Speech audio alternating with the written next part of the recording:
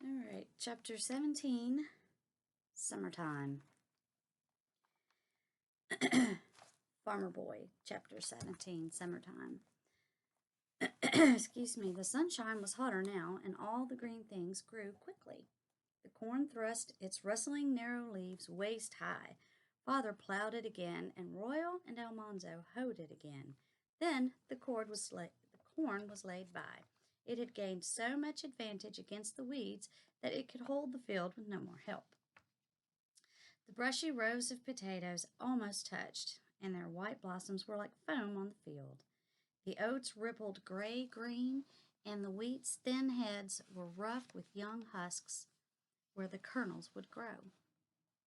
The meadows were rosy purple with the blossoms that the bees loved best. Work was not so pressing now. Almanzo had time to weed the garden and to hoe the row of potato plants he was raising from seed. He had planted a few potato seeds just to see what they would do, and every morning he fed his pumpkin that he was growing for the county fair. Remember how he fed it? Mother had shown him how to raise a milk, excuse me, Father had shown him how to raise a milk-fed pumpkin. They had picked out the best vine in the field and snipped off all the branches but one, and all the yellow pumpkin blossoms but one. Then, between the root and the wee green pumpkin, they carefully made a little slit on the underside of the vine. Under the slit, Almanzo made a hollow in the ground and set a bowl of milk in it. Then he put a candle wick in the milk, and the end of the candle wick he put carefully into the slit. So he fed it with the candle wick, excuse me. I thought it was a straw.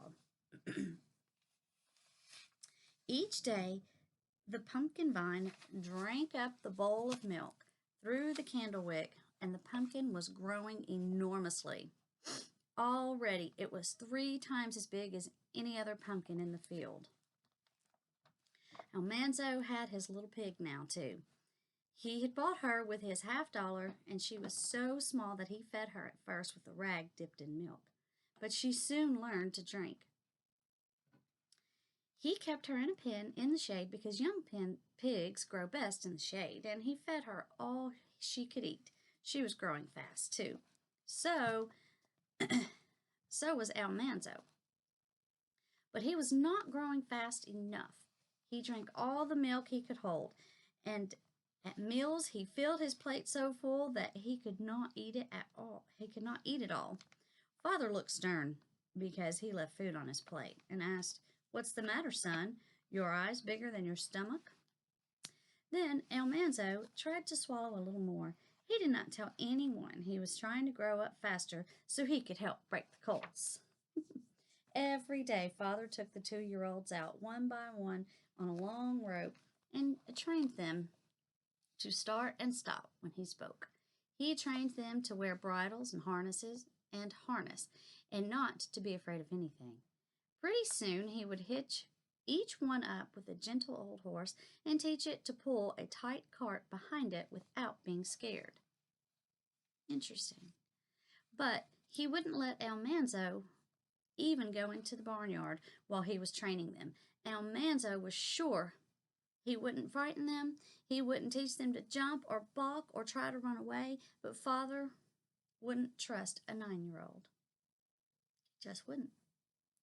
That year, Beauty had the prettiest coat Almanzo had ever seen. He had a perfect white star on his forehead, and Almanzo named him Starlight. He ran in the pasture with his mother, and once when Father was in town, Almanzo went into the pasture. Beauty lifted her head and watched him coming, and the little colt ran behind her. Almanzo stopped and stood perfectly still. After a while, Starlight peeked at him under Beauty's neck. Almanzo didn't move. Little by little, the colt stretched its neck toward Almanzo, looking at him with wondering eyes. Beauty nuzzled his back and Beauty nuzzled his back and switched her tail. Then she took a step and bit off a clump of grass. Starlight stood trembling, looking at Almanzo. Ooh, he couldn't help himself, could he? Beauty watched them both, chewing placidly.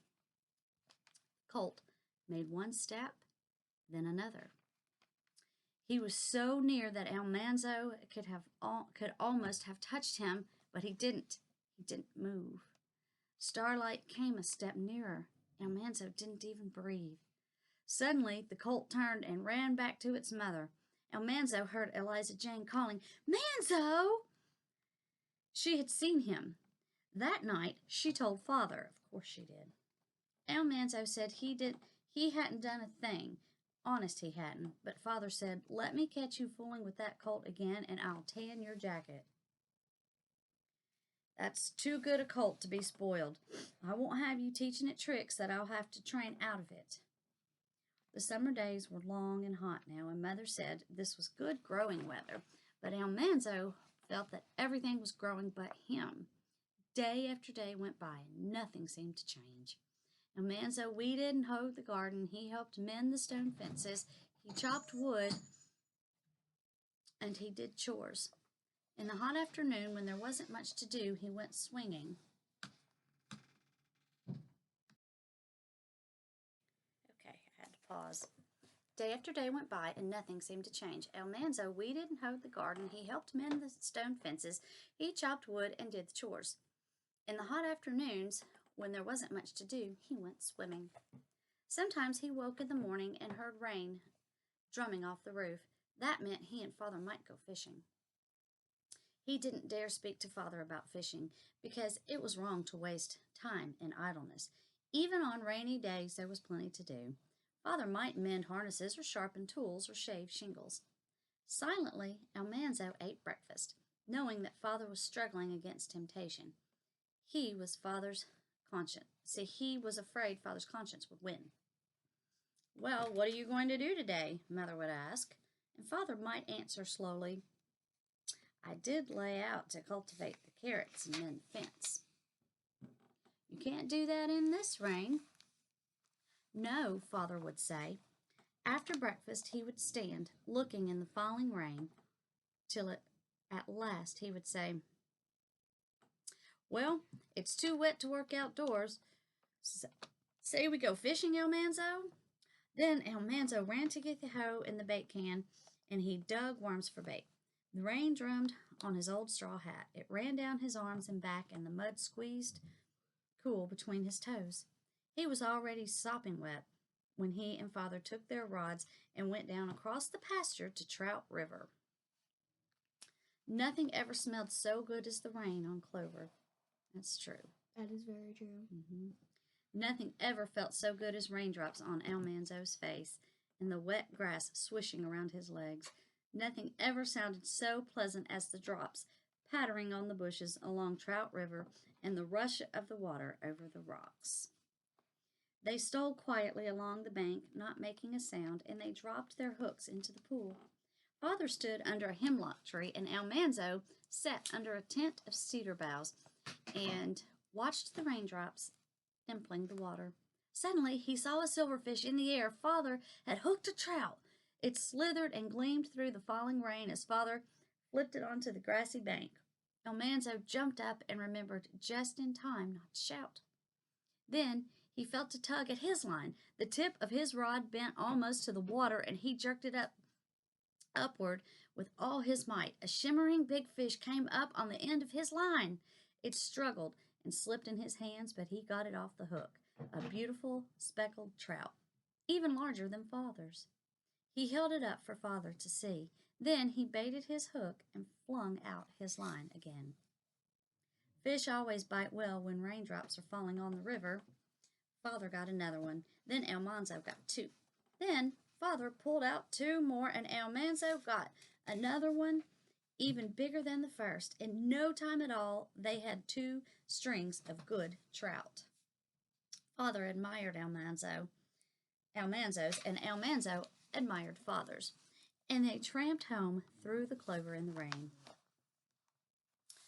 They were so wet they couldn't be wetter, and their skins were glowing warm. Out in the rain, by the chopping block on the woodpile, they cut off the heads of the fish and they scraped off the silvery scales and they cut the fish open and stripped out their insides.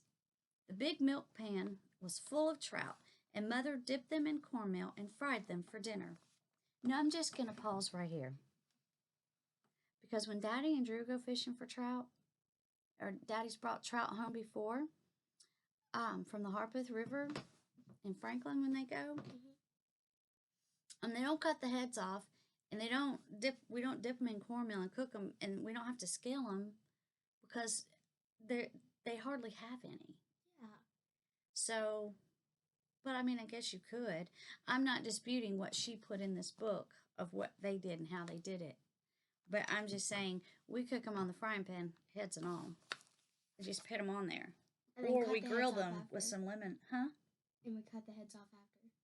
No, you just eat it and just leave it. You just put it on your plate. Mm-hmm. Head and all. He's looking at you like this. Ew. Okay. You just throw the head away when it's actually pretty good. You got to pick through the bones. But anyway, now this afternoon, Almanzo can help me churn, said Mother. The cows were giving so much milk that churning must be done twice a week. Mother and the girls were tired of churning, and on rainy days, Almanzo had to do it. In the whitewashed cellar, the big wooden barrel churn stood on its wooden legs, half full of cream. Almanzo turned the handle, and the churn rocked. Inside it, the cream went chug, splash, chug, splash. Almanzo had to keep rocking the churn till the chugging broke the cream into grains of butter swimming in buttermilk.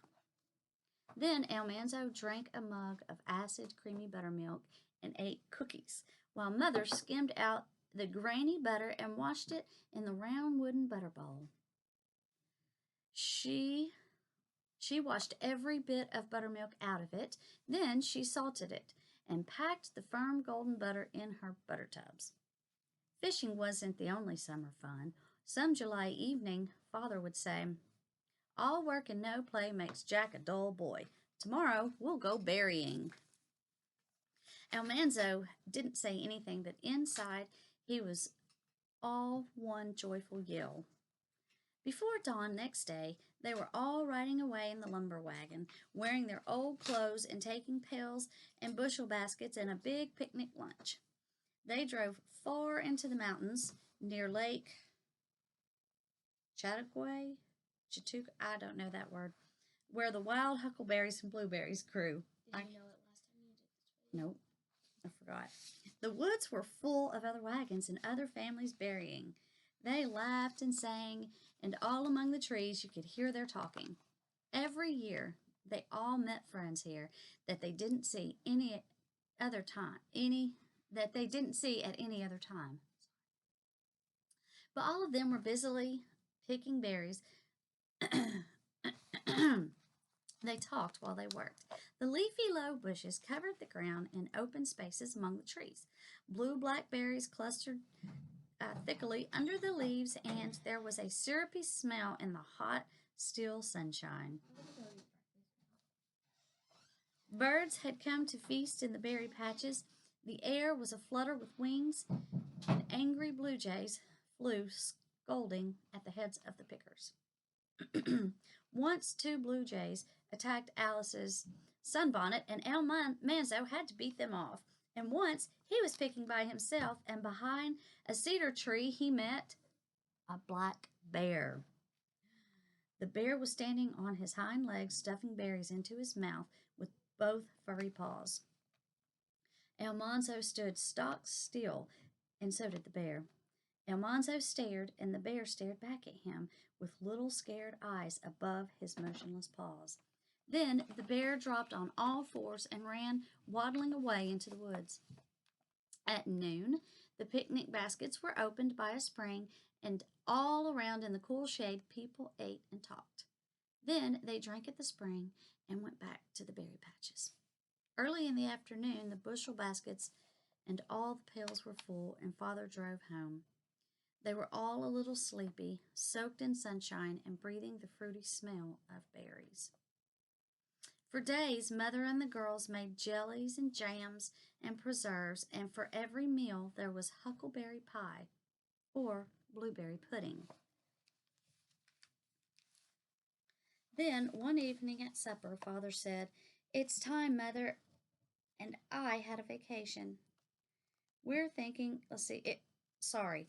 Then, one evening at supper, Father said, "It's time Mother and I had a vacation. We're thinking of spending a week at Uncle Andrew's. Can you children take care of things and behave yourselves while we're gone?" "I'm sure Eliza Jane and Royal can look after the place for a week," Mother said, "with Alice and Almanzo to help them."